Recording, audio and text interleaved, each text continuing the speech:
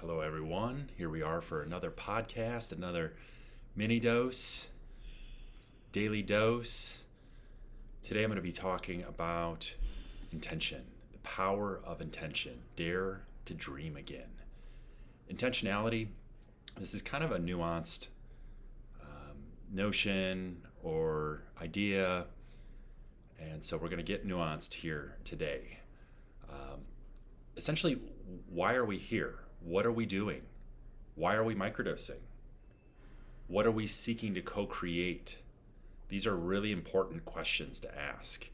This, in our 10 or 15 minutes here today, we might even get a little philosophical, and that tends to happen when we are microdosing. Again, the hallmark of the experience is boosted mood and energy levels, akin to 3 to 5% more empathy, 3 to 5% more courage, and 3 to 5% more self-awareness. It's very subtle, it's very nuanced. Again, with the boosted mood and energy levels, there's a wonderful time to recommit to moving our bodies and to stillness and to contemplation and to looking within. Where are we missing the mark in terms of our intention and again, why we are here? So setting this strong intention at the beginning of a microdosing journey, I always encourage my clients or anyone that I'm talking to about microdosing to at least set up a 2-month journey. They say that habits form in 21 to 60 days, so that's going to give an opportunity realistically to break a habit and adopt another, possibly adopt 2 or even 3 habits. Again, what's happening here is the microdosing and the practices, they boost neuroplasticity. What is neuroplasticity? Our brain and our nervous system's ability to change to internal and external conditions. These are why these medicines are feared by the establishment, because they promote change. And as I write in my book, Worth the Fight, BS Inc. wants everything to stay the same. They want us sick and tired of being sick and tired and on a hamster wheel, buying a bunch of useless nonsense, distracting us from what's really going on. That the wool's been pulled over our eyes and we've lost our way collectively. Again, I'm getting a little bit deep here, but I believe that to be true. Just look around. Our world's chaotic. It's a precarious time. On one hand, it certainly feels like that. On the other hand, I've never been more excited for the more beautiful world our hearts know is possible. So I've been beating this drum and kind of banging pots and pans since 2015, saying, hey, let's wake up. Come on. Since I had my initiation with ayahuasca, how did intention play a role on my personal journey? Maybe this would be a good thing to share. I was struggling. I was stuck. I was mired in the quagmire of BS Inc. and living a really unhealthy lifestyle. I was 40 or 50 pounds overweight. I had low energy levels. I drank too much. I had a horrible diet. My sleep was pretty poor. And I was feeling a lot of fatigue and a lot of burnout. I just couldn't envision staying on this path. It didn't matter how much money I was making. So I set the intention to heal.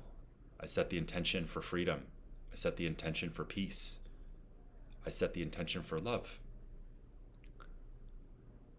And when I was down in Costa Rica in late 2014, early 2015, I had a really profound healing experience. Again, I wrote about this in depth in my book, Worth the Fight. I would love for you to pick up a copy of that if you haven't read that already. You can find that at worththefightbook.org. And, the plant medicines are really powerful. I had a profound visionary experience. Kind of gave me marching orders to set and to live by strong intention and to integrate intentionality into my daily life. And a big part of that was meditating every day and journaling every day. Finding mentors to work with, to hold me accountable to, and committing to the daily practices that would cultivate awareness. What does setting the intention in our daily lives, what does that look like when we're microdosing or when we're not microdosing? I think that this is just as applicable. We don't know for sure what's happening with the microdosing and how much is ritual. How much does ritual come into play? We're taking the time to be very earnest, very quiet, very still. Again, very intentional. Why are we here? What's our work to do today? What are we co-creating with the plant medicine? What are we striving for ourselves? So I think this again, calls into question our values, calls into question our dreams, our goals, and setting the intention, whether we're microdosing or whether we're not microdosing, taking 3 to 5 slow conscious breaths in the morning can be a powerful way to set intention. When I'm microdosing, I will take 3 to 5 slow conscious breaths with the plant medicine or with my coffee that might have a 5 to 10 micrograms of LSD in it, and I'll set a strong intention. And again, 3 to 5 slow conscious breaths, and give thanks for those that have come before us here, for Albert Hofmann, the Swiss chemist who first discovered LSD in 1943, for Dr. Jim Fadiman and his brave work, his pioneering work, the author of the Psychedelic Explorer's Guide, and Microdosing for Health, Healing, and Enhanced Performance. Dr. Fadiman, again, was a guest on the Worth the Fight podcast, number 95. He's the godfather of microdosing. To think that his work was shut down in the late 60s. And we had 40 years of, we're still in a time of prohibition, but there was 30 to 40 years where you weren't allowed to talk about microdosing or macrodosing. Microdosing wasn't even really a thing until 2011, when he wrote and released his book, The Psychedelic Explorer's Guide, when he showcased 8 or so microdosers that were microdosing for a myriad of different reasons. I'd say after guiding over 200 people through my Magic and Microdosing mentorship programs, and also I've hosted on Meetup, I pulled away from those community meetups, but I've hosted probably 300 to 400 community meetups. So I've got a very rich database in my mind of the most common intentions. I'd say that boosting our mental health, feeling good in our bodies, the intention for boosting creativity and cognition. There's an allure in our culture around that. I just put out a video about microdosing for creativity, microdosing for healing, for letting go, for mending past hurts. As an adult survivor of childhood trauma, I raised my hand and said, hey, that these were extraordinarily helpful for me to liberate the energy of trauma to the energy of life, to feel these traumatic memories from childhood that were maybe too painful to feel otherwise, to be in a safe, supported environment where I could feel them and I could let that energy move through my body and I could let that go. I could free up that energetic space for new aligned blessings to come forth into my life. Again, the 2-month container, 2 to 3 months, is a good starting point for microdosing. We set strong intention. We commit to the journey. The Fadiman protocol is we dose on day 1, take 2 days off, dose on day 4, take 2 days off, dose on day 7, and so on. If we miss a day, it's not the end of the world. We don't want to grip too tightly. There's the Stamets stack as well. And that's 4 days on, 3 days off, or 5 days on, 2 days off. Some people have had incredible benefits with that as well. I tend to prefer the Fadiman protocol, so there's more space for us to work with the medicine. We're not as reliant on something from the outside, but we can utilize, again, the boosted mood and energy levels, the boosted awareness to deepen into our meditation, deepen into our journaling practice, to meditate. I think it's really important for us to clear space, to create spaciousness amongst the frantic pace. 2026, we're here. I think we've hit an inflection point with AI. Things have gotten fast. They're going to get even faster. And that's going to put a lot of pressure on everybody. There's going to be a lot more change. Things are going to be happening really, really quickly. Change produces stress. Stress produces cortisol. Cortisol, dis-ease. So finding ways to push back against busy, create spaciousness, so we can tap into and ground some of these insights. Again, with microdosing, it's 3 to 5% more empathy, 3 to 5% more courage, 3 to 5% more self-awareness. And we can miss it if we're not taking time to slow down, if we're not taking time to tend to our breath and to ask the tough questions that don't have clear answers.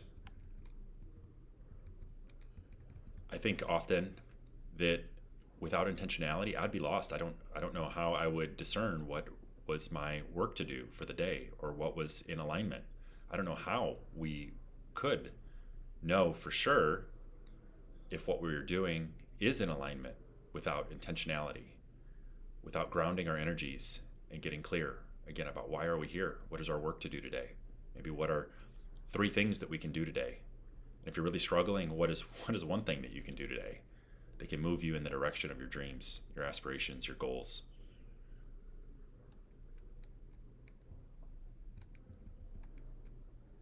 Again, yeah, I believe that I would be lost. I wouldn't know what right action what would need to be done. I'd be running around with a chicken with my head cut off, and I would probably call it anxiety or ADHD or something like that, when it's just ungroundedness and a lack of intentionality, lack of focus, lack of clarity.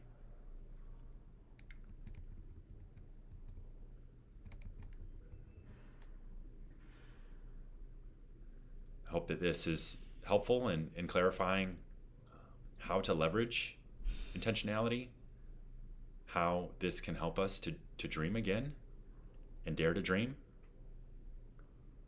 And I think that in having a way to check in on a daily basis, we do get to see where we're out of alignment, so we can make the adjustments that we wouldn't see otherwise. And we can get back to the path more efficiently. We set a strong intention in the morning, perhaps to co-create with the plant medicine, or an intention that I've been using of late is bold moves, move the needle. Matt, be bold, be courageous, say the thing. When I find myself out in public or at the gym or with my clients, and I don't always execute on that, but setting the intention is like a conscious reminder. And again, yeah, sometimes life, as Mike Tyson says, everybody has a plan until they get hit in the mouth. Sometimes our life hits us in the mouth. But when we have that intention, I think more reliably, more readily, we're able to get back to center. We're able to get back and refocus ourselves as to our why and to what matters, so we can live in alignment with our values, our goals, our dreams, our aspirations. If you have any questions, please reach out. I'm here to serve. For more information or to find my book, I'd love the support. Making one final push here with the Worth the Fight, worththefightbook.org. Trying to get the reviews up to 100. That's the social proof I need, I think, to get on some bigger podcasts. So if you've read Worth the Fight, I'd love the support by way of a review. Thank you so much. Stay tuned for the next podcast. So much love and peace.